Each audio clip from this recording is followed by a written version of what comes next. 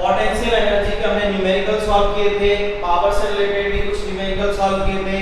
अब बेटा हमारा नेक्स्ट टॉपिक है law of conservation of energy. तो बेटा सबसे पहले ये देखिए कंजर्वेशन का मतलब क्या होता है। कंजर्वेशन का मतलब होता है संरक्षण, यानी कि एक तरीके से आप कह सकते हो बेटा सेव। क्या कह सकते हो? सेव, यानी एनर्जी का सेफ होना, उसके लिए कोई लॉ है और उसी को हम क्या कहते हैं? Law of conservation of energy. तो देखिए बेटा कैसे है, कंजर्वेशन का मतलब है बेटा सेफ रहना। तो एनर्जी सेफ रहनी चाहिए, यानी एनर्जी की वैल्यू क्या नहीं होनी चाहिए? जीरो नहीं होनी चाहिए। आपको मैं बेटा एक एग्जांपल से समझाता हूं, ध्यान से समझिएगा।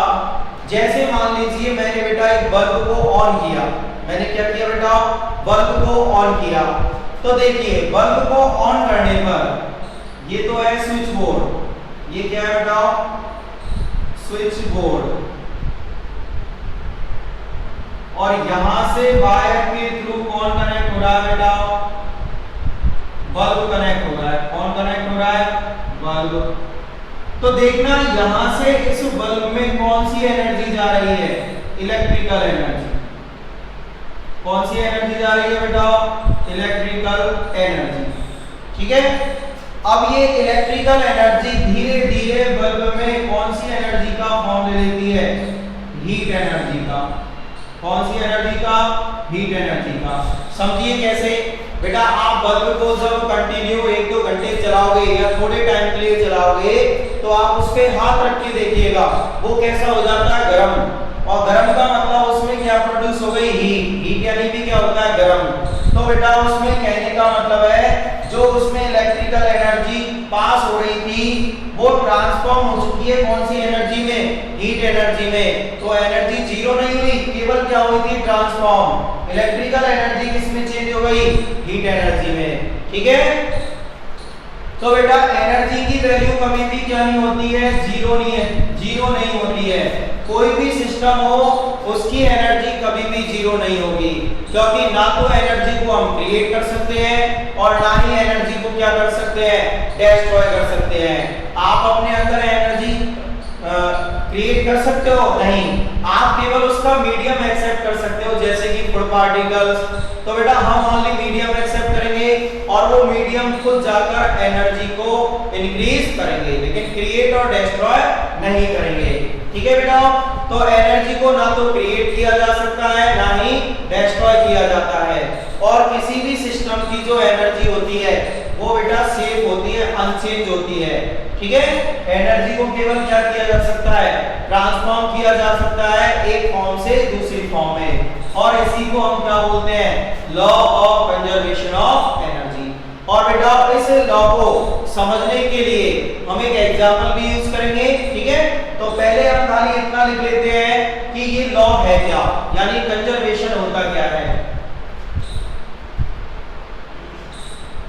In a system,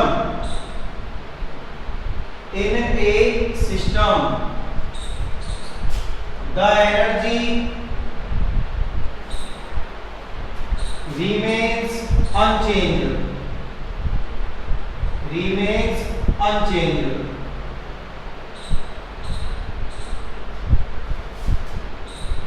It cannot be created, ना तो इसको क्या किया जा सकता है? क्रिएट किया जा सकता है, और डिस्ट्रॉयड, ना इसको क्या किया जा सकता है? डिस्ट्रॉय किया जा सकता है। It can not be created और destroyed, but only it can be transform. It can be transform, केवल उसे क्या कर सकते हो बेटा? ट्रांसफॉर्म कर सकते हो from one form to another, एक रूप से दूसरे रूप में। From one form to another, this is called